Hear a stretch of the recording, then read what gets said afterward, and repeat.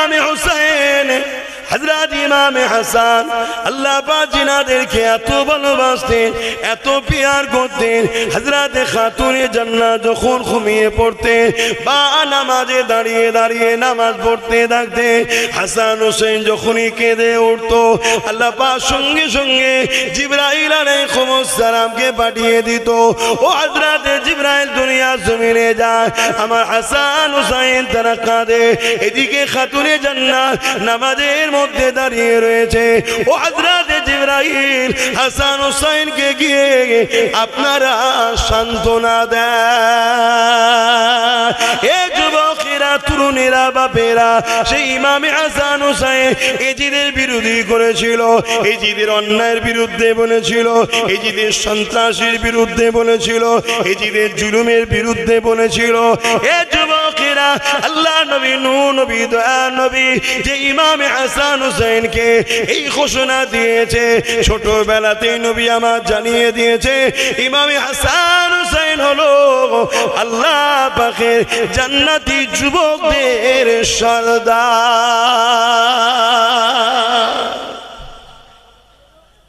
ইমাম হাসান হোসেন জান্নাতি যুবকদের সরদার।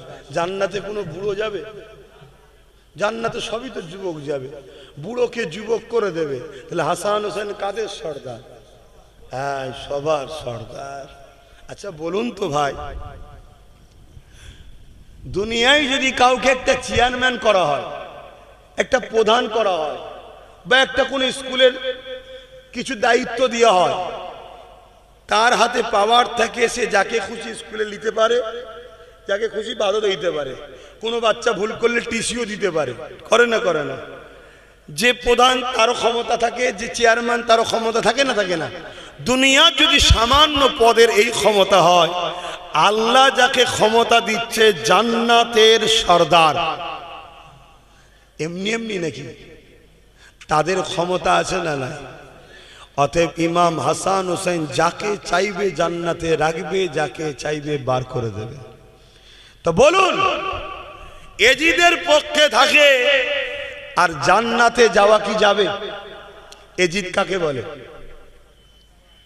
একটা অন্যায়কারী শাসকের নাম, একটা নাচনেওয়ালা, গানেওয়ালা, শরাবি। তার রাজ দরবারে নারীদের নিয়ে নাচ হতো, শরাব পান হতো, প্রজাদেরকে জুলুম করত, মানুষের অধিকার কেড়ে নিত।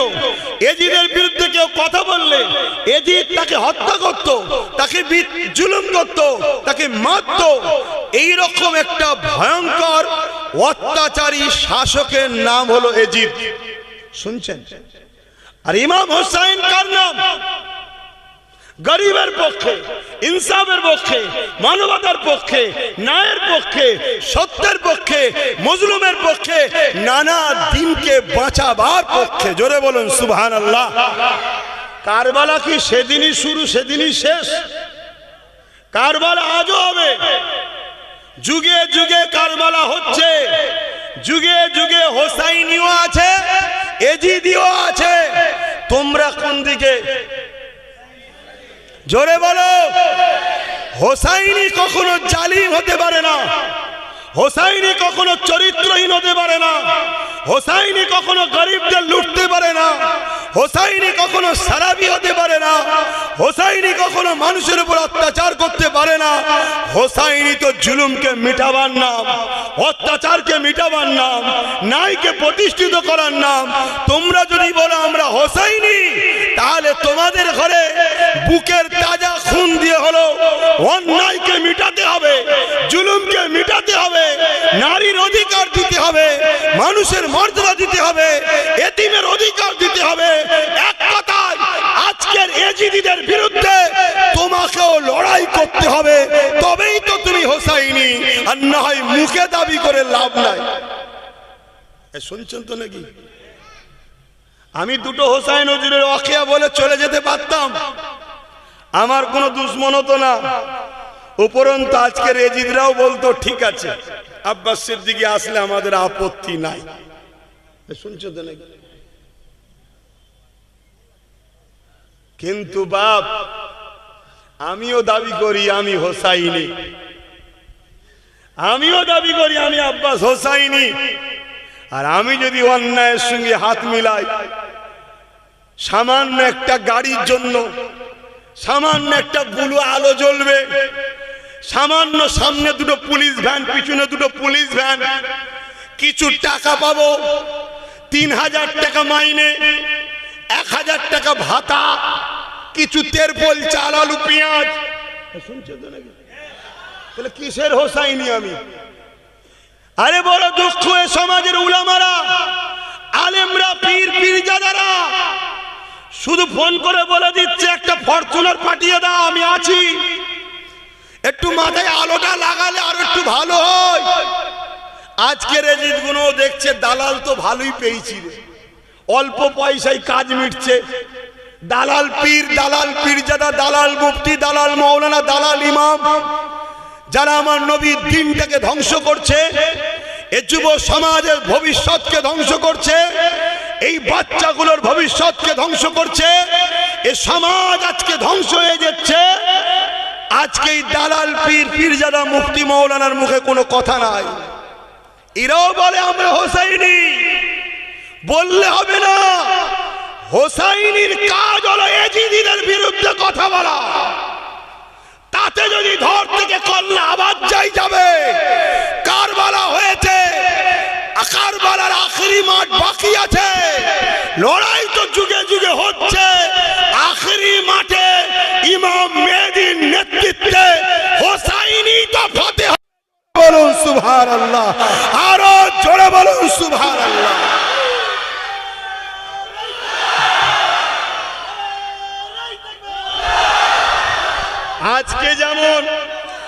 আজকে যেমন ইরান আর আমেরিকার অবৈধ সন্তান ইসরায়েলের সঙ্গে লড়াই হচ্ছে, জানেন তো নাকি? আমেরিকা প্যালেস্টাইন এজিদি আর ইরান হোসাইনি লড়াই হচ্ছে না? হবে যুগে যুগে। আল্লাহ পাক কখনো কাউকে বিজয় দিয়ে সম্মানিত করে, কাউকে আবার শহীদ করে সম্মানিত করে। এজিদ কিছুক্ষণের জন্য হয়তো কারবালায় জিতেছিল, কিন্তু এজিদ জিতেও অপমান, বেউজ্জতি, লাঞ্ছিত, ধ্বংস। আর হোসাইন পাক আমাদেরকে শিক্ষা দিয়ে গেছে। আরে নানার কাঁধে চড়ে বড় হয়েছি, নানার জিভ চুষে বড় হয়েছি, নানা যখন সেজদায় যেত নানার পিঠে উঠে বড় হয়েছি। তোরা কাবা গেলে কাবা তোদেরকে সালাম দেয় না, আমি হোসাইন কাবাই গেলে কাবা আমাকে দেখে আনন্দ করে খুশিতে সালাম দেয়। আমি সেই হোসাইন গর্দান কাটিয়ে দিয়েছি, জালিমদের সঙ্গে হাত মিলাইনি। তুমি জেলার সাহেবই হও না কেন, অন্যায়ের সঙ্গে হাত মিটিয়ে তুমি কখনো হোসাইনি হতে পারো না, পারো না, পারো না। শুনছেন তো নাকি? হ্যাঁ, তুমি ডবল হজ করতে পারো, প্রতি বছরে হজ করতে পারো, নামাজি হতে পারো, রোজাদার হতে পারো, মুফাসসিরে কোরআন হতে পারো, মাদ্রাসা বানাতে পারো, মসজিদ বানাতে পারো, বড় আল্লামা, বড় পীর হতে পারো, বড় জুব্বাও থাকলে থাকতে পারে, বড় পীরজাদা হতেও পারো। ওসব কিছু ইসলামে মাইনে রাখে না। ইসলাম মাইনে রাখে তুমি রসুল ও আহলে রসুলদেরকে কোন দিকে আছো। শুনছেন তো নাকি? ঈমান, ঈমান। আজ আমার নবীর দ্বীনটাকে ধ্বংস করে দেওয়া হচ্ছে। আমাদের কারো কোনো হুঁশ আছে? সমাজ যদি নেশা যুক্ত হয় তার মানে ইসলাম শেষ। সমাজে যদি রেপ বাড়ে তার মানে ইসলাম নেই। সমাজে যদি খুন বাড়ে ইসলাম নেই। সমাজে যদি অত্যাচার বাড়ে ইসলাম নেই। দয়ার নবী অত্যাচারকে বন্ধ করেছে, নিজের রক্ত ঝরিয়েছে। তুমি উম্মত দাবি করে অন্যায়ের সঙ্গে হাত মিলাও কি করে? আমার ওয়াজ শুনছেন তো নাকি? এখনো ঠিক করুন কোন দিকে থাকবে, এজিদি দিকে না হোসাইনি দিকে? খেয়াল করো। তোমাদের ভাইজান হোসাইনের তো জুতো মুবারকে ধুলো চোখে সুরমা বানায়। আমি ইমাম পাকের দরবারে গেছিলাম, আমার হুজুরের প্রেম হুজুর আমাকে লিখেছিল। আমি ইমাম হোসাইন হুজুরের দরবারের কাছে গেছি, হুজুর আমি জানি না আপনার মতো আমি মানে আপনার নকশা কদমে তো চলছি, কিন্তু আমারও কপালে ওই দরজা পাবো কিনা যে দরজা আল্লাহ আপনাকে দিয়েছে, শহীদ, তাই তো নাকি? এবং শহীদ আজম সব থেকে বড় শহীদ।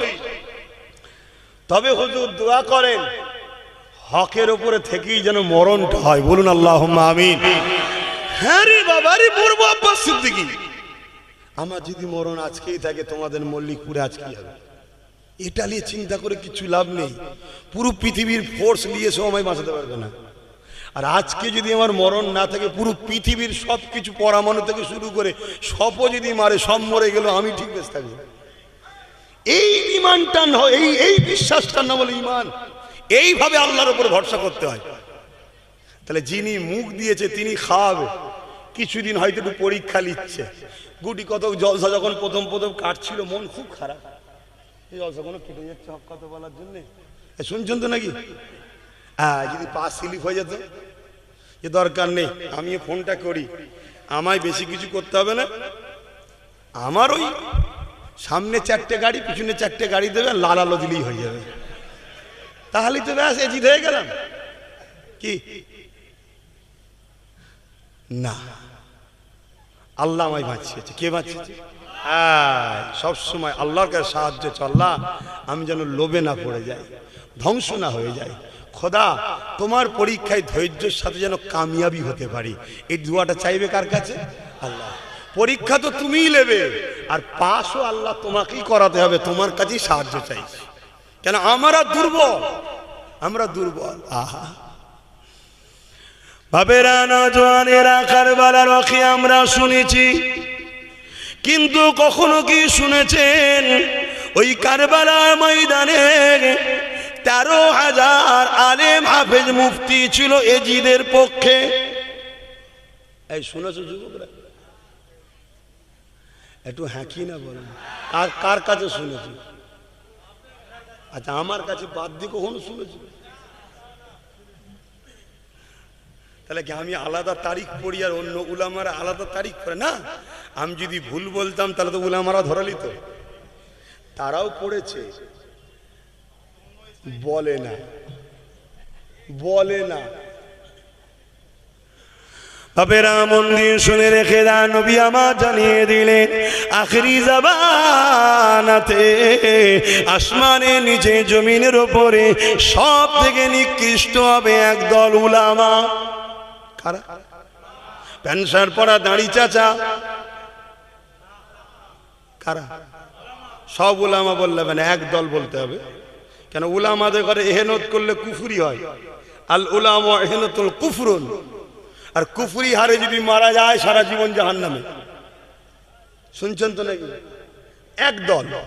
আল্লাহ নবী আরো বললেন আখেরি জামানায় মসজিদ ভর্তি নামাজি থাকবে, একটাও ইমানদার থাকবে না। কোথায় থাকবে? হাদিসগুলো একটু বলছিল, সারা দেন না, অসুবিধা হচ্ছে নাকি? এই সময় হুকুক চলে যাচ্ছে, তাই বলে মসজিদ ভর্তি নামাজি থাকবে, একটাও ইমানদার। ইমাম কি মসজিদের বাইরে থাকে? একটাও ইমানদার? তাহলে ইমাম ওর মধ্যে পড়ছো তো, চলে আসে। এ যুবকেরা, তরুণেরা, আল্লাহ নবী জানিয়ে দিলেন আখেরি জামানায় হাতে তালুতে আগুন রাখার থেকেও ঈমান বাঁচানো বড় কষ্ট হয়ে যাবে। এখানে কেউ কি আছেন হাতের তালুতে এক টুকরো আগুন রাখতে পারবে? কখনোই সম্ভব নয়। তার থেকেও কঠিন হলো ঈমানটা বাঁচানো। তাই আল্লাহর কাছে সাহায্য চাই। ও রব্বি আল্লাহ, আপনি আমি আব্বাস আমার ঈমানকে বাঁচান, আমাদের ঈমানকে বাঁচান, বলুন আল্লাহুম্মা আমিন। কেন আখেরি জামানা শুরু হয়ে গেছে। এ যুবকেরা, তরুণেরা, বাপেরা, আরো একটা হাদিস বলে যায়, আল্লাহ নবী জানিয়ে দিলেন আখেরি জামানাতে আমার উম্মতিরা প্রচন্ড মার খাবে। কিভাবে মার খাবে? আল্লাহ নবী বলেছেন একটা পাত্র যদি খাবার থাকে আর ক্ষুধার্ত পশুগুলো ওই পাত্রের উপরে ঝাঁপিয়ে পড়ে, এই এইভাবে আমার উম্মতের উপরে আখরি বানাতে একদল মানুষ তাদের উপরে ঝাঁপিয়ে পড়ে তাদেরকে ছিন্ন বিচ্ছিন্ন করে হত্যা করে দেবে। আমরা যদি সোশ্যাল মিডিয়ায় দেখি এই হাদিস কিন্তু বাস্তবে শুরু হয়ে গেছে।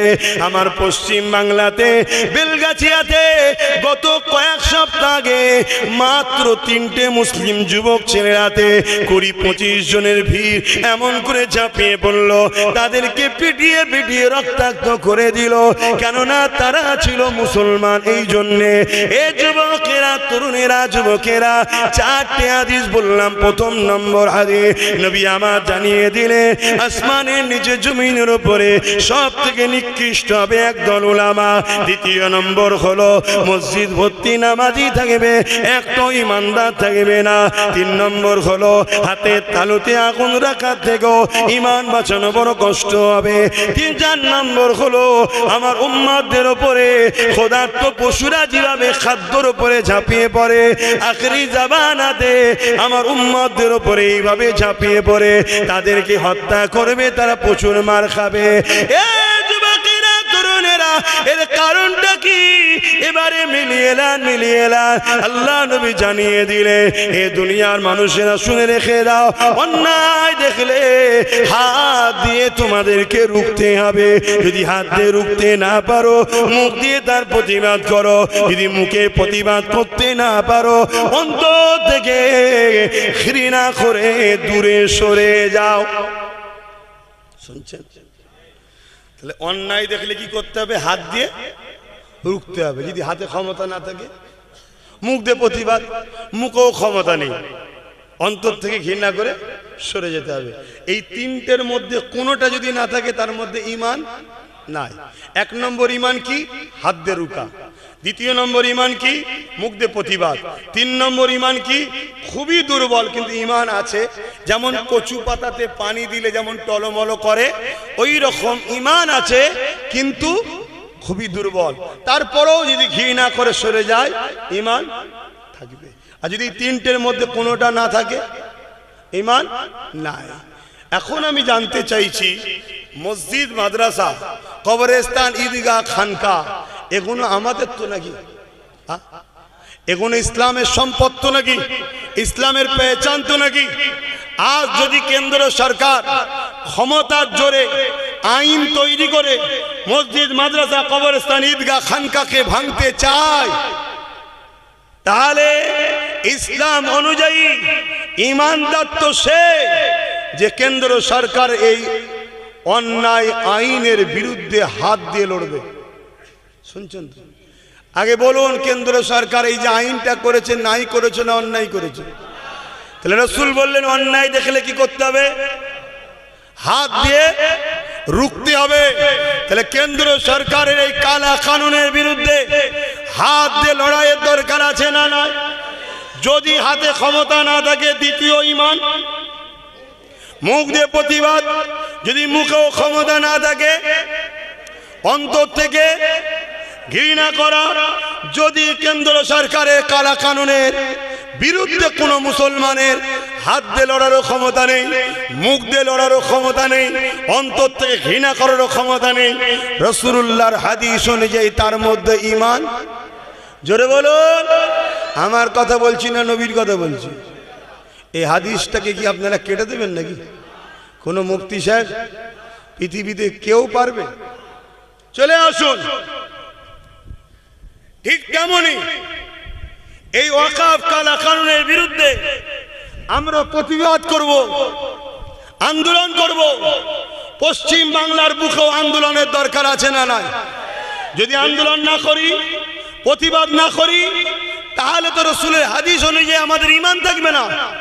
কিন্তু দুঃখের সাথে বলতে হয়, যখনই আন্দোলন হচ্ছিল, ব্যাপক আন্দোলন হচ্ছিল তো নাকি?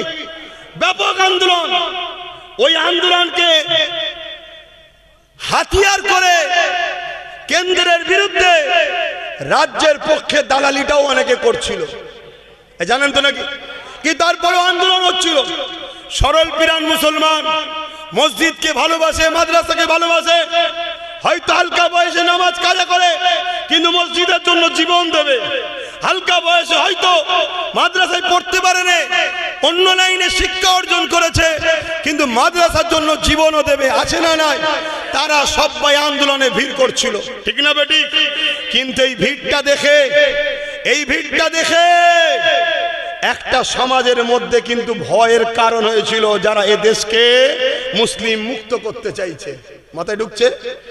এত মুসলমান যদি বেরিয়ে পড়ে তাহলে তারা সাকসেসফুল হবে না। তাই সঙ্গে সঙ্গে সেই নাগপুর থেকে ফোন চলে এলো আমার রাজ্য সরকারের কাছে। রাজ্য সরকার কি বলল? আন্দোলন বাংলাতে হবে না, দিল্লি চলে যাও। বলেছে না বলে না? এইটা ঠিক বলেছে না অন্যায় করেছে?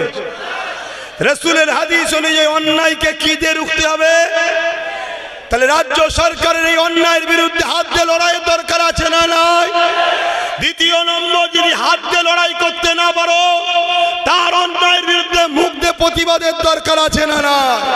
যদি মুখ দিয়ে প্রতিবাদ করতে না পারো, তাহলে ঘৃণা করে রাজ্য সরকারের থেকে দূরে সরে যেতে হবে, ঠিক না বেঠি? যদি এই তিনটের মধ্যে কোনোটা না থাকে, রাসূলুল্লাহর হাদিস অনুযায়ী তার মধ্যে ঈমান, জবান খুলে বলো ঈমান, ঈমান। তাহলে বলুন, এই কেন্দ্র সরকার ও রাজ্য সরকারের এই মসজিদ, মাদ্রাসা, কোরআন, ইসলাম, ওয়াকফ বিরোধী যে চক্রান্ত, এর বিরুদ্ধে কেন্দ্র সরকার ও রাজ্য সরকারের বিরুদ্ধে কারা লড়তে চান একটু হাত তুলে দেখান। এ হাত সত্য ওয়াদা করছেন, আপনারা শপথ করছেন, ক্ষমতা থাকলে হাত দিয়ে লড়বো। এই হাত লম্বা করে তোলেন। কেউ যদি হাত না তুলে থাকে, পাশের গাদ্দারটাকে দেখেন, দেখেন মুনাফিকটাকে দেখেন, কত বড় মুনাফিক তুই, বেঈমান। হ্যাঁ, মসজিদের পক্ষে তোকে পাওয়া যাবে না, বেঈমান ব্যক্তির পক্ষে যাবি? শুনছেন না শোনেন না? বলুন, এই কেন্দ্র সরকারের কালা কানুনের বিরুদ্ধে রাজ্য সরকার যে আমাদেরকে লড়তে দেবে না, মসজিদ মাদ্রাসার পক্ষে বলেছে, এই উভয়ের বিরুদ্ধে আমাদের লড়াই চলবে। এই লড়াই করতে গিয়ে জীবন যাই দিতে পারবেন? হাত নামান, অঙ্গীকার যেন মনে থাকে। এদেরকে এত বড় স্পর্ধা দেয় কে? আমার দেশ অধিকার দিয়েছে, আমার দেশ অধিকার দিয়েছে আমি মসজিদ, মাদ্রাসা, কবরস্থান, ঈদগাহ বানাবো। কেন্দ্র সরকার যে আইন করেছে, ওই আইন সংবিধানের বিরুদ্ধে, তার বিরুদ্ধে আমাদেরকে লড়তে হবে। ঠিক তেমনি এই লড়াই করার অধিকারটাও সংবিধান আমাদেরকে দিয়েছে। আমরা আমাদের রাজ্যে আন্দোলন করব। রাজ্য সরকারের বলার অধিকার নাই যে আমার রাজ্যে তোমায় করা যাবে না, এটা তোমার ব্যক্তিগত সম্পদ নয়। মানুষ তোমায় সাথ দিয়েছে, তুমি ক্ষমতায় বসেছো, তুমি বলতে পারো যে আন্দোলনটা কেন্দ্র সরকারের বিরুদ্ধে যখন, তাহলে আমার রাজ্যে করছো করো, পাবলিকের যাতে যাতায়াতের অসুবিধে না হয়, কোনো ক্ষতি যেন পাবলিকের না হয়, এটাকে একটু খেয়াল রেখো, এটা তোমার মুখে মানাতো। কিন্তু না, তুমি আবার বলছো কি, যদি আন্দোলন করে আমার সব থেকে বড় দুশ্মন সে হবে। শুনছেন না শোনেন?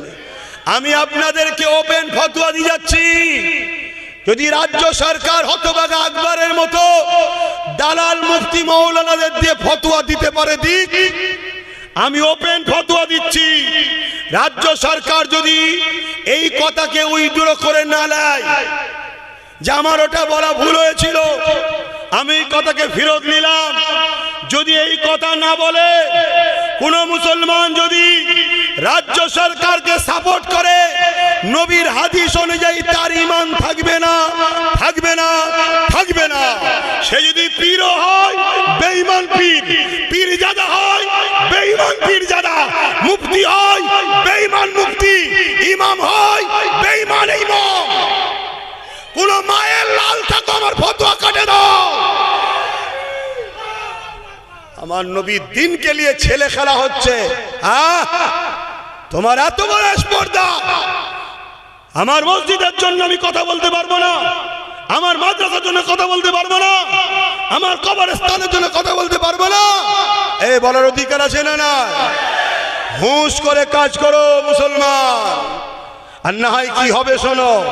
সূরা বাকারাতে আল্লাহ বলছে, তোমরা আমাকে আর আমার হাবিবকে ভুলে যাদের দিকে তোমরা থাকবে, আমি আল্লাহ তাদের দ্বারা তোমাদেরকে মিটাবো। শুনছেন? অলরেডি দেখো না, বিজেপি শাসিত রাজ্যগুলোই মুসলমান মরছে বিজেপির হাতে, আর বাংলাতে মুসলমান মরছে টিএমসির হাতে। পার্থক্য কোথায়? বলো বলো বলো, পার্থক্য কোথায়? আসামে বোলডুজার দিয়ে মাদ্রাসা ভাঙছে বিজেপি, জানেন তো নাকি? আসামে বোলডুজার দিয়ে মাদ্রাসা ভাঙছে বিজেপি।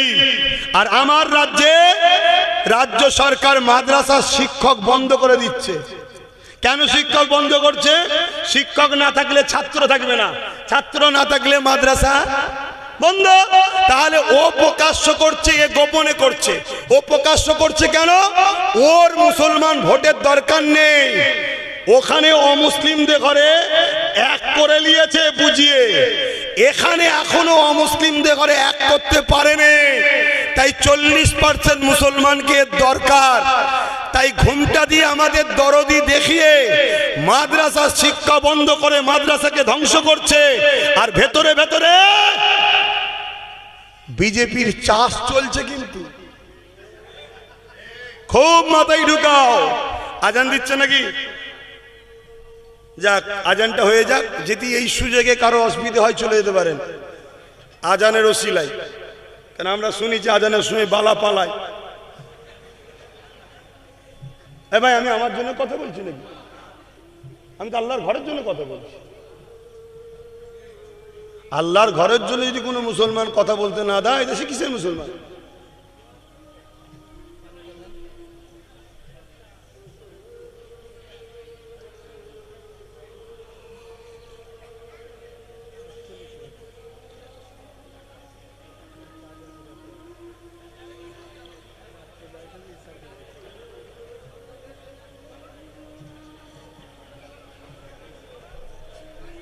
আয় আসতে, আমি চুপ করলাম কেন?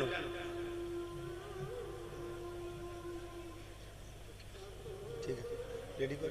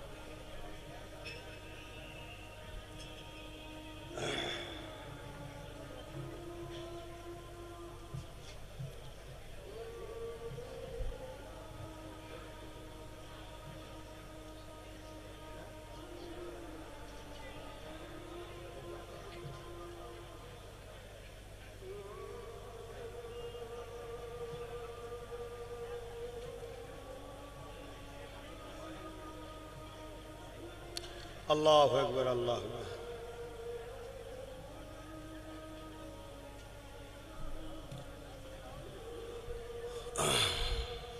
اللهم رب هذه الدعوة التامة والصلاة القائمة آت محمد وسيلة الفضيلة الدرجة الرسول مقام محمود الذي وعدته وارزقنا الشفاعة إنك لا تخلف لا إله إلا الله محمد رسول الله।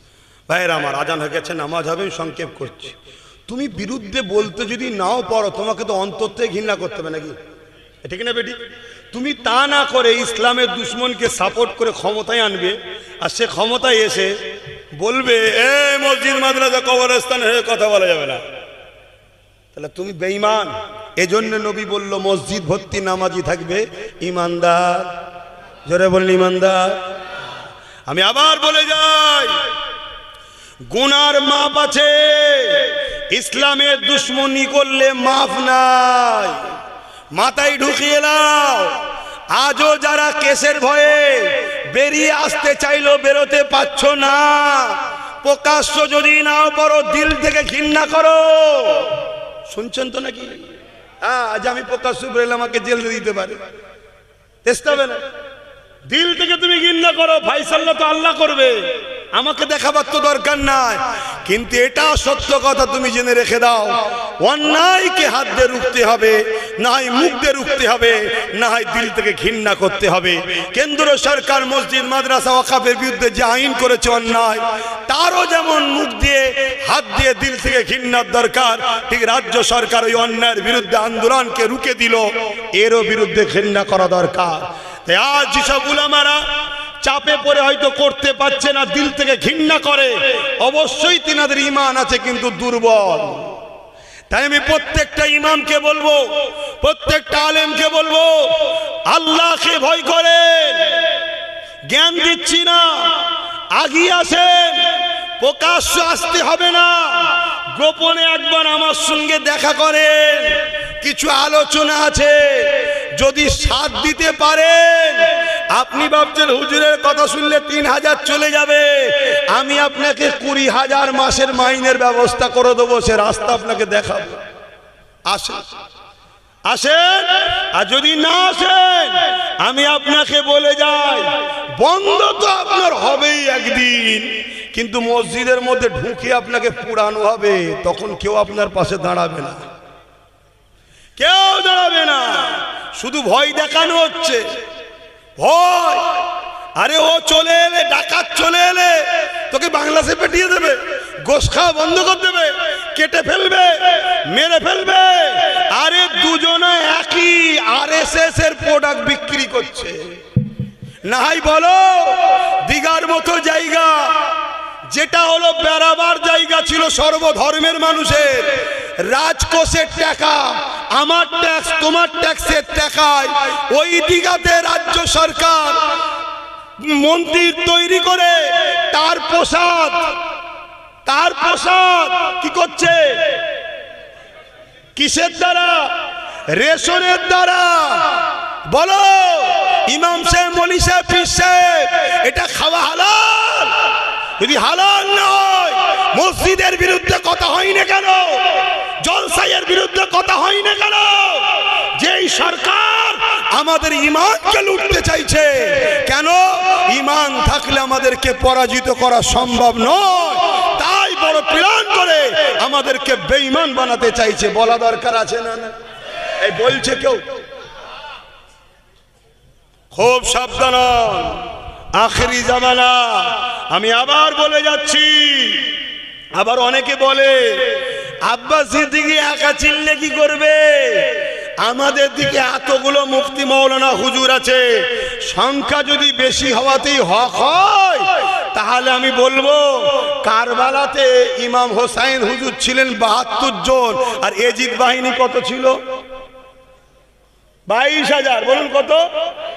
তাহলে এজিদ বাহিনীকে হক বলবেন? সংখ্যা বেশি তো।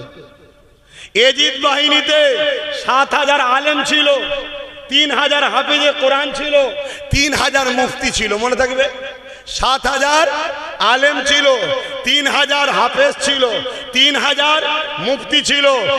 আলেম উলামা মুফতি বেশি থাকাতেই যদি হক হয়, তাহলে এজিদকে কি হক বলবেন? মাথায় ঢুকছে? অতএব কে রাসূলের দ্বীনের পক্ষে দেখো। এই জায়গায় আমি বলে গেলাম, আপনাদের বাঁচাবার স্বার্থে, এটা আমার ডিউটিতেই বলে যাচ্ছি, সবার লক্ষ্য একটাই, ইসলাম ও মুসলমানকে শেষ করো। যতক্ষণ আমাদের ঈমান থাকবে, পৃথিবীর কোনো শক্তি নেই আমাদেরকে মিটাতে পারে। তাই আমাদেরকে মিটাবার জন্য হারাম খাদ্য খাওয়ানো হচ্ছে। দ্বিতীয় নম্বর, আমাদেরকে মিটাবার জন্য অন্যায়কে সাপোর্ট করে বেঈমান বানানো হচ্ছে। কথা মাথায় ঢুকছে? তাহলে দুই শ্রেণীর দিক দিয়ে আমাদেরকে মিটানো হচ্ছে। তাই বাঁচতে যদি চান, ঈমানকে বাঁচান। বাচ্চাদের যদি বাঁচাতে চান, ঈমানকে মজবুত করেন, হকের পক্ষে সংগঠিত হন, ঐক্য হন, একতা হন। সর্বপ্রথম কাজ, আপনার মহল্লায় মুনাফেক আছে তাকে চিনুন। মুনাফেক যদি চিনতে পারেন, বাইরের দুশমন যতই হোক আপনাকে মিটাতে পারবে না। এটা আমার বাপের কথা নয়, এটা আমার রাসূলুল্লাহর কথা। আল্লাহ নবী বলেছেন, উলামা ভাইয়েরা বলুন, আল্লাহ নবী বলেছেন, প্রকাশ্য দুশমন যতই থাকুক আমার উম্মতকে মিটাতে পারবে না। আমার ভয় হয় প্রকাশ্য ছদ্মবেশী বন্ধু সুরাতে দুশমন আমার উম্মতকে মিটাবে। চলে আসুন সংক্ষেপে তিনটে ইতিহাস বলবো। বদরের ময়দানে 313 জন, প্রকাশ্য দুশমন 1000, জিতেছি 313 জন। চলে যান চীনের বুকে, বাদশাহ হারুন আর রশিদের প্রধান সেনাপতির নেতৃত্বে 15 লক্ষ ছিল চাইনিজ সেনা, মুসলমানদের সংখ্যা ছিল মাত্র 30,000। জিতেছিলাম আমরা, কেন প্রকাশ্য দুশ্মন যতই হোক জিতবো আমরাই। চলে আসুন, সালাউদ্দিন আইবি মাত্র 12,000, আর সেলিবিয়ারা মসজিদে আকসাকে দখল করে রেখেছিল 4 লক্ষ, জিতেছিল 12,000, কেন প্রকাশ্য দুশ্মন ছিল 4 লক্ষ। চলে আসুন, সুলতানে হিন্দ গরিবে নওয়াজ মঈনুদ্দিন আজমিরি একা আর পৃথ্বীরাজ চৌহানের বিরুদ্ধে লড়াইয়ে গরিবে নওয়াজ বিজয় হয়েছিল, কেন প্রকাশ্য দুশ্মন যতই হোক বিজয় পাওয়া যাবে। তাই আমি আরো একবার বলছি, বিজেপি আমাদের দুশ্মন না বন্ধু? জোরে বলুন, জোরে বলুন।